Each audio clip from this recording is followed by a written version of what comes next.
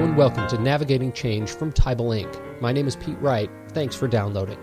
What you're about to hear is part 2 of the conversation we had between Howard Teibel and John Eldert, VP of Administration for Berklee College of Music in Boston, on strategic planning in higher education. If you missed part 1, make sure to visit teibelinc.com/podcast to get caught up and subscribe to the show. We'll be posting the final 2 parts of our conversation with John in the coming weeks. Without further ado, I'm thrilled to present our conversation with John Eldert and Howard Teibel on Building Your Vision 2020. So, John, what you just what you're telling us here is what I think we all agree on is that words matter, and in fact, some of the greatest confusion in that comes in the planning process in setting a vision is the fact that organizations don't share the same meaning for the words that they're tossing around in the process. So, I suppose the next question is, how do you actually nail down those words inside your organization and get people moving in the right direction? How do you put all these pieces together to get the process started? I think, Pete, it's really important that the words have to be accessible to the people using them. And so we have to ultimately arrive at a shared understanding of each word. And it may be slightly different than any one individual is carrying around with them, but as long as we can agree to use the words in the same way, we can now have a conversation, as Howard was talking about earlier. So when you start with a vision as the place to begin to try and get shared understanding, the first thing that pops into your mind is, well, what are the goals of the organization that I see in that vision? And a goal is a future state. And the question is, future state of what exactly? Well, a future state of something that's really important to me, that matters to me in that future. So if you thought about it as a movie, for example, and Howard and I have talked about it, well, you can do this as a symphony, you can do it as a movie, you can do it as all kinds of things, but they all carry the same attributes. I've got this complex reality that I'm trying to either write down as a musical score, or I'm trying to write it down as a screenplay, in order that the people who execute that movie, that screenplay, know their parts. They know how to play, they know how to play in concert with each other, such that when you see the finished product, you see Berklee in 2020 or MIT in 2020, you understand the complexity of it, how the pieces fit together, and probably more importantly, how your piece, the piece that you're most closely responsible or related to, fits into all the other pieces. So we have to come up with a set of definitions for goals that capture the essence of an educational institution and all of its richness. And so Howard and I have been talking about, well, gee, if I was a trustee and somebody, asked me, well, what is it that I should know? I think most trustees would answer, well, gee, I should know, well, how good are our students? I should know, how good is our program, our developmental initiatives? Are we providing value to our kids? I'd like to know. I think, my finance committee, investment committee I want to know what's the state of our resources? What do we have to work with to bring those kids here to give them the best learning experience? Another thing I'd want to know is how well connected is this institution, all of its culture? I mean, is this a team of educators and administrators and faculty who are embedded in a global culture, or is this a very regional, self-contained community? And so there's a whole spectrum of connectedness there, of cultural attributes, of community relationship attributes, rather. And then the fifth theme in evolving a movie into goal frameworks is, how does this place feel as I'm in it, watching it, working with it? What are the cultural attributes of this educational community? So again, what kind of students, what kind of program, what kind of resources, what kind of relationships, and what kind of culture?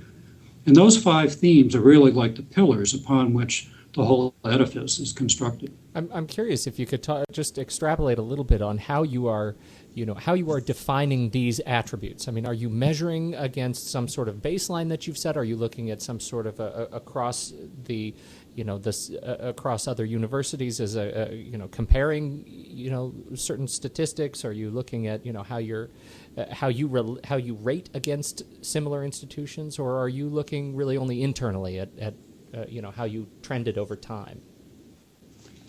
Well, you're actually doing all of that. And the question is, what is the tool that you're using to do that objectively? So you have to have standard definitions for different metrics that capture the essence of your students or capture the value of your program or the nature of your relationships. And that's why, having been working with this for a long time, I believe that there's a fairly standard set of definitions floating around out there. Most enrollment management people have a pretty well developed set of student attributes that they measure year to year, they measure against each other, they measure against global competition even. And they consist of demographic attributes about age or their ability to afford education or their academic preparation, gender, ethnicity, co-curricular interests, motivations. And so admissions people do this today.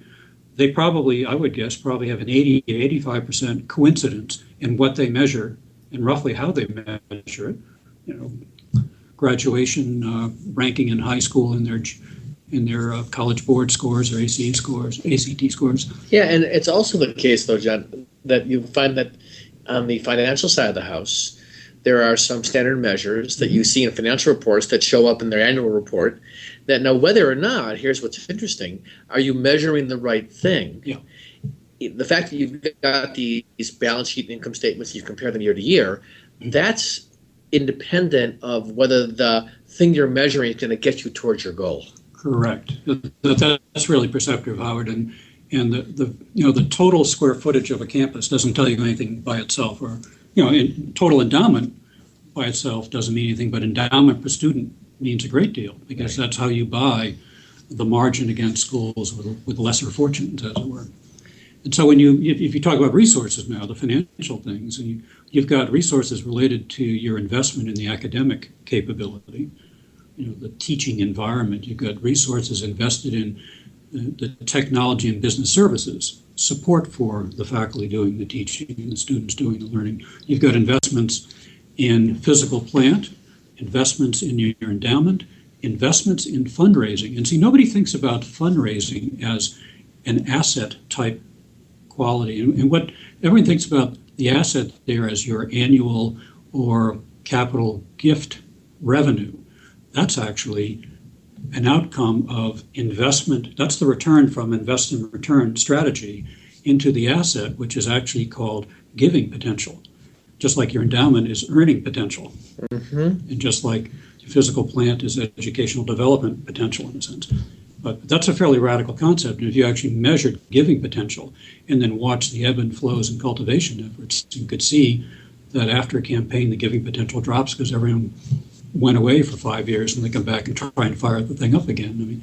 So it's important to measure the right attribute as being a goal. Right. Because there are, the dilemma I've seen in management retreats, whether it's in profit or nonprofit, is there is so much you can measure. And what is often left out is the question, what are we driving towards? And that's why, John's got this list of key questions. How good are our students? How good is the education we provide? These are foundational questions that really drive, all right, if we're going to ask the question about how good is our students, what is the criteria we want to use to come up with that? And I think what's compelling about what John's pointing to is not only should every institution be doing this, but there is likely a common framework that should be applied to this across institutions, which you talk about it as sort of a rising tide, is that it benefits everybody. And if we don't do it, and this is what I find so compelling about this, the dialogue with John, is that we're in danger of competition. And you mentioned earlier over lunch about, people coming from other countries. Sure, they came to Babson to learn how Babson did entrepreneurial leadership, and they took it back to Australia, and they took it back to Singapore. Right. Why'd they do that? Because they don't want to send the kids here. They want to keep the money home. So there is a global competition going on. It's just happening at a level we don't really see. And the same thing with the for-profit institutions. Their for-profit institutions are buying up our campuses on the margin of failure, buying the accreditation because they don't have to capitalize it. I mean, it's pre-established. It's very expensive to do that from scratch. And particularly an institution like Phoenix is using our revenue level with a very different overhead to produce big returns for themselves. I mean, so they're using a tuition shadow of ours to create profit for them without investing in facilities and the companion services. So I think it's very important to understand these components so you can devolve the business strategies of the different institutions. Thank you for joining us for this portion of our conversation with John Eldert, Vice President of Administration from the Berklee College of Music. For more of our conversation with John, please join us at teibelinc.com/podcast or subscribe to the show for free in the iTunes podcast directory. Just search for Navigating Change, and you'll make sure you never miss an episode. Again, thanks, and we'll catch you next week on Navigating Change.